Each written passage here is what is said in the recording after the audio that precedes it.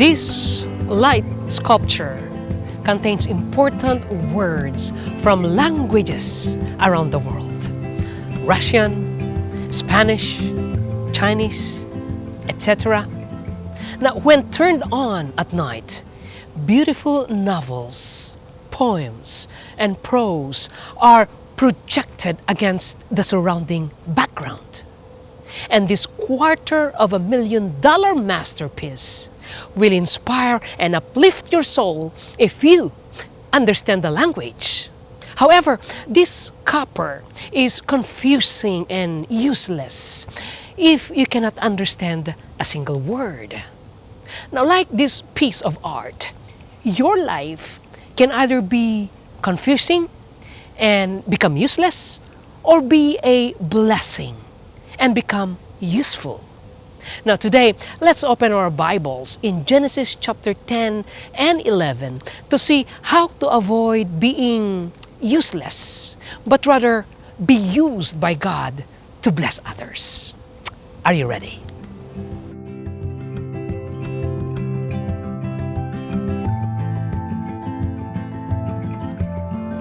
First, let's look at how a group of people became confusing and useless, even though God so blessed them. But before that, let's answer why this genealogy exists in chapter 10, or what scholars call the Table of Nations. Now, the primary purpose is to show how God kept His promise to bless humanity. This is His desire. Genesis 10:1 says, "These are the generations of the sons of Noah, Shem, Ham, and Japheth." Sons were born to them after the flood. Now, the following 30 verses will enumerate names after names after names of their descendants. Now, how do I know that these numerous descendants are a fulfillment of God's promise to bless them? Because the author of Genesis arranged his material in such a way that the total number of all the names in the following 30 verses is 70.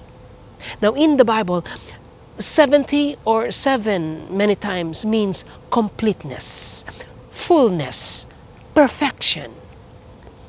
Japheth has 14, Ham has 30, and Shem has 26. The total? 70. Is it actual 70 then?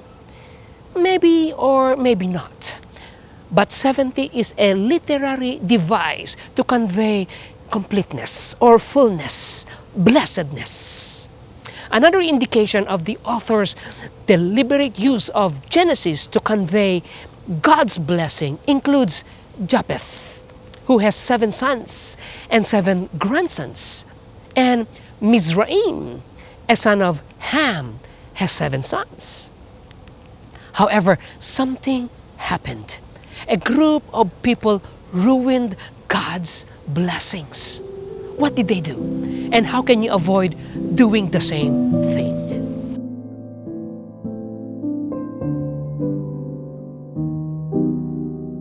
Despite God making them fruitful and multiply, the Shinerite people did not keep their part of the bargain. You see, God told them to fill the earth in Genesis chapter 9, verse 1. But they did 2 things. First, Genesis 11:1 and 2a says, "Now the whole earth had one language and the same words, and as people migrated from the east, they found a plain in the land of Shinar." Every time you see people moving eastward in the book of Genesis, there's a negative connotation. When Adam and Eve were banished, they were banished toward the east. When Cain was banished, also to the east. When Lot moved towards his destruction, it was to the east. When Jacob runs away from home and is hounded by his brother Esau, Jacob moves to the east. In other words, the word east just like in our passage right now, signals that something not pleasant is about to happen. Now this leads us to the second thing. Genesis 11:2 continues, and settled there. Uh-oh. God commanded them to fill the earth in Genesis 9:1, but instead of spreading, they were settling. Now look at their primary motive. Genesis 11:4 says, then they said, come, let us build ourselves a city and a tower with its top in the heavens. And look at that line, and let us make a name for ourselves, lest we be dispersed over the face of the whole earth. So instead of scattering into the whole world, they built a city. In short, what they did was in direct opposition to God's command to spread out and fill up the whole earth. But worst of all, instead of making a name for God, they want to make a name for themselves. So what did God do to them? Now before answering that, the building they made, called a ziggurat, looks like this. Now the phrase with its top in the heavens does not mean that the skyscraper they built reached the sky. Ziggurats have a small temple or shrine on top of the structure. And in short, this action was an attempt to achieve God-like status.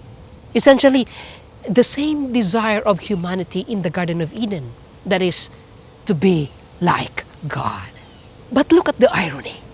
Genesis 11:5 says, and the Lord came down to see the city and the tower which the children of man had built. What these Babylonites built was so puny that God had to come down. From God's perspective, it was just a tiny tower conceived by a puny plan and attempted by a pint-sized people. Its engineers, mere children of men or earthlings. Now what did God do? Genesis 11:7 says, come, let us go down. The second time now, God said to have come down. And there confuse their language so that they may not understand one another's speech. In other words, God confused and ultimately dispersed them. Genesis 11:8 and 9 says, so the Lord dispersed them from there over the face of all the earth, and they left off building the city. Therefore, its name was called Babel, because there the Lord confused the language of all the earth. And from there, the Lord dispersed them over the face of all the earth. In short, they became useless. And their supposedly proud legacy, abandoned and forgotten. So, unlike this sculpture, which inspires everyone who understands the languages etched here, the Babylonites confused everyone. And just like everyone who sees this sculpture who does not understand these languages and eventually has to abandon it because it's not beneficial for him, it's just gibberish.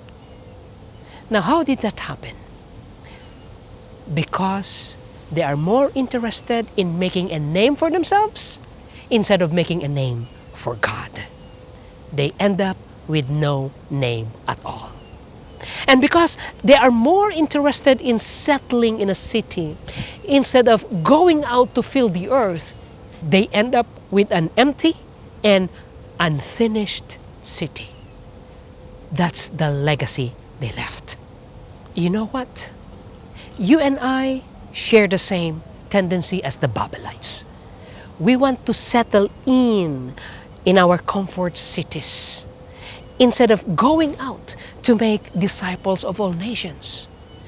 we want to build our own name instead of God's name. But if there's a lesson you can learn from the Babelites or Shinarites, it's this. We ruin God's blessing if we pursue our own name, our own reputation, our own houses, our own legacy, our independence, and self-sufficiency apart from God. So how can you not be just a confusing monument and instead become a blessing and useful? You will see that in the following few verses. Are you ready?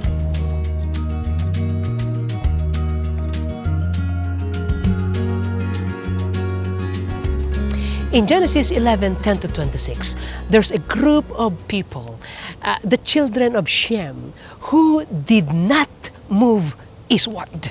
Again, a negative connotation in Genesis, but moved westward.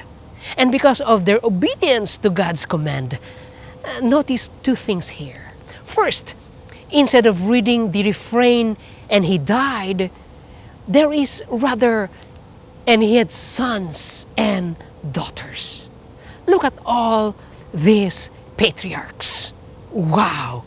God's blessings of fruitfulness and multiplication happen to the very people who are not looking for it, but are merely more concerned with obeying God's command. Secondly, the very thing that the Babelites were looking for, that is, to become a great nation, to be blessed, and to have a great name, a Shemite got these blessings not by independence and self-sufficiency apart from God, but by complete surrender and obedience to God. Not by pursuing his own name, but God's name. Not by building his own city, but in fact, by living his city in obedience to God. And like this $250,000 masterpiece, this Shemite became a blessing to countless people as God illumined his life for everyone to see and be inspired. Now, do you want to know how he did it and what happened to him? Come back next Sunday. But before we call it a day, how ready are you to get out of your settled city and comfortable lifestyle because God wants you to disciple a people group or a city? In fact, are you discipling someone right now? Also, how eager are you to make a name for God instead of making a name for yourself? I hope you learned something from the Babelites, and you will learn again from this Shemite who did the opposite. How? By watching the next video.